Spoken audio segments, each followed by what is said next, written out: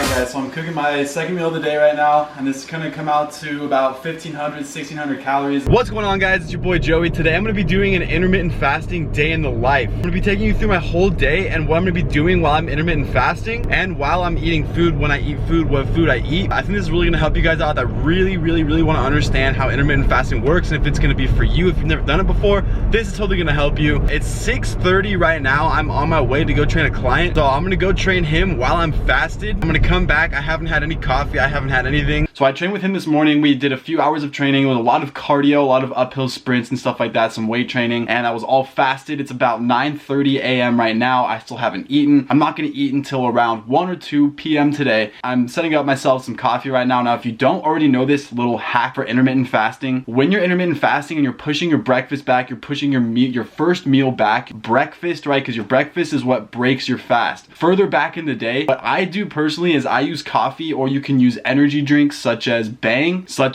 or any other energy drink that is 0 calorie that will help stimulate your body so you can wake up, you can perform, your mind will be sharp, it will be optimal, and it's also going to suppress your appetite. Now, if you guys know who like Kino Body is, Greg O'Gallagher, he loves to press his point on intermittent fasting and coffee. All you really need to know is that when you drink a stimulant, it's going to suppress your appetite and you're not going to be as hungry during this phase of like the hunger phase. As you start intermittent fasting, you're gonna go through a phase, and this is basically in the morning when you're getting used to not eating breakfast early in the morning. There's gonna be a little period where you're gonna be hungry because you're used to eating. So your body's like, okay bro, like we normally eat right now, but you're not eating. So once you can get past that hunger phase, and your hunger phase might be a little long, but as you get used to intermittent fasting, that hunger phase is gonna decrease and decrease and decrease, and you're not gonna feel as hungry. So it's gonna be less tempting to wanna eat. So it's gonna get a ton easier the more you go and the more you keep doing intermittent fasting and keep that a part of your daily routine. I've got a few hours of work to do, so I'm gonna go ahead and do some work, and then I'm gonna go ahead and come back to you guys. I'm gonna be meeting up with my girlfriend a little bit later, so we're gonna hit the gym together. So I'm gonna give you what my exercise routine, that's gonna be just after my first meal, so I'm gonna go ahead and take you through that. But right now, I'm gonna give you a couple of extra little tips for when you're starting to intermittent fast. Keep this in mind when you guys are training and you're fasted. What I recommend is that you actually train at the very end of your fast, and this is going to optimally burn the most amount of fat possible, because what you're doing, let's say you're in a 16-hour fast. Let's say the last time I ate was last night, 7 o'clock at night,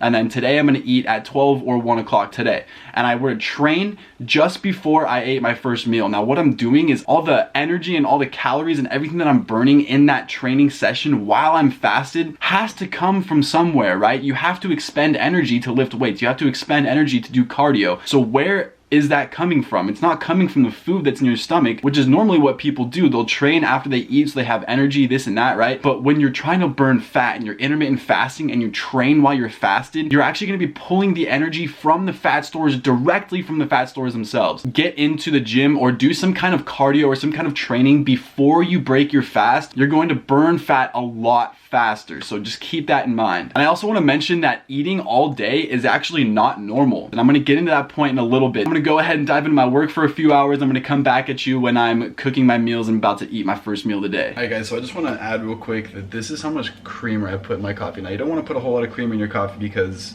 this creamer is filled with carbs. It's filled with a ton of calories. So for every 1 tablespoon that you put in your coffee, you're gonna have 5 grams of carbs, 5 grams of sugars, 5 grams of additional sugars, 1.5 grams of fat. So be very aware of how much you put in there. But this is about how much I put in my coffee. So as you can tell, there's really not that much creamer in there, but that's how much creamer I put in my coffee.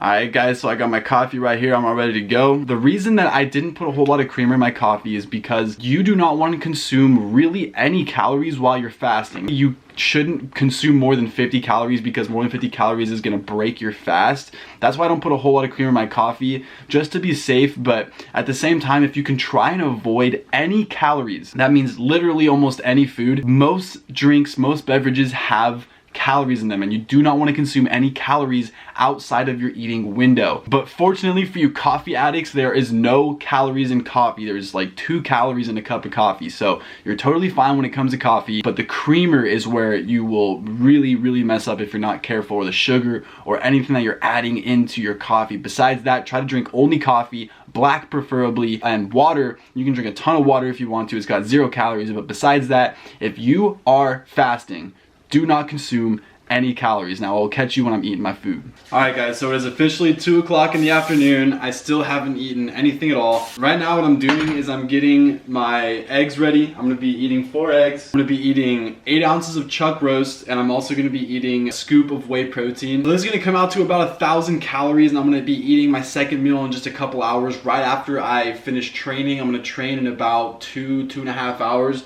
And I'm gonna eat right after that. I'm gonna cook some food and I'll get back to you guys after that. But right now I wanna talk about the fact that hunger is completely normal. Now you need to think about this, okay? What did we have before we had all these supermarkets, or before we had food so readily available right here in our fridge, before we had restaurants or fast food? Like, how did we get food? What did we have to do? Back in the old days, before we had all this convenient stuff, what we did was we had to go out and hunt for our food. And guess what? If we went out and hunted for our food and we didn't catch any food, or we didn't go collect some food to bring back for ourselves or our village, like what would happen? We wouldn't eat. So that means if we didn't go out and catch food and we didn't eat food, we wouldn't eat for that day, or maybe the next day, or maybe the next day. So back then, you know, people were fasting for 3, 4, 5 days at a time if they didn't catch food. Now we're just so lucky to have food literally everywhere laying around. But the reason I told you that is so you understand that if you're hungry a little bit, or if you're fasting and you feel that you're really hungry, like, you're gonna get over it. It's okay.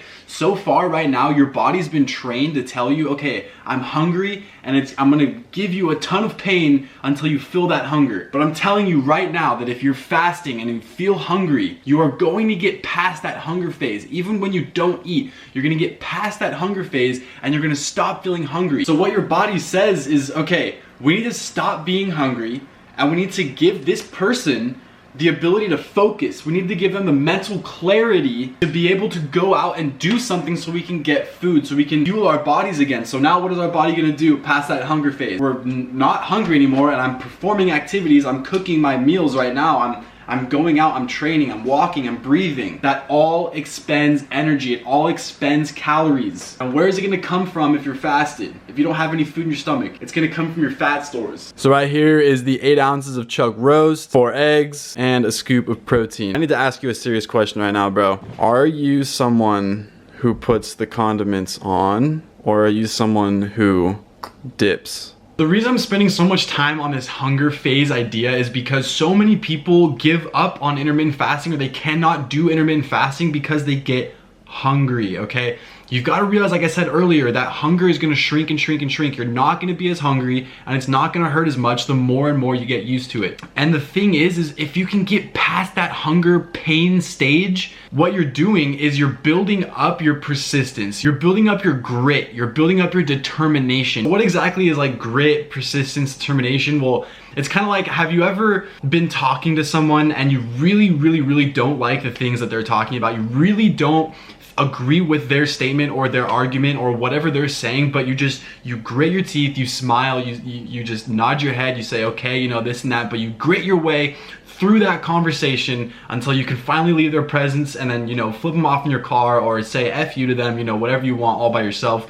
But that essentially is what grit is. And if you can grit your way through that small little hunger phase, on the other side of that, you are not only going to be intermittent fasting, which is speeding up your weight loss, but by doing this, you are actually building your grit. You're building your persistence. So if you think of yourself as someone who's like, I don't have willpower, I don't have persistence, I don't have determination, that's because you haven't built it yet. Okay, that's what we're building through all this pain, through the pain that you might face and the suffering that you might face to get to a better result that you want to see. Now, I've been talking for a little bit, my food's getting a little cold, so I'm gonna go ahead and eat right now. I'm gonna head out and train in a couple of hours when my girlfriend gets off work, so I'm gonna go ahead and update you guys then. So chill, bro, let me eat for a little bit, all right? When you first start training while you're fasted, especially if you start training later in the day and you're still fasted, then there's gonna be a little bit of adjustment period if you're just starting this up. And you're gonna feel a little weak, you're gonna feel a little out of energy, you're gonna feel maybe a little sick after your workout, but once you get through that, you know, it's only gonna last for about half an hour after your workout. There's gonna be like a week or so, a week and a half, like adjustment period, getting used to working out fasted, and then you're gonna start realizing that you have more energy to pull from as your body gets used to training while you're in a fasted state. Oh, and when you're completely fasted and you go get a solid workout, like, you're gonna have a crazy intense pump. So that's what I'm super stoked for right now. Get a chest pump, get a tricep pump. Let's go.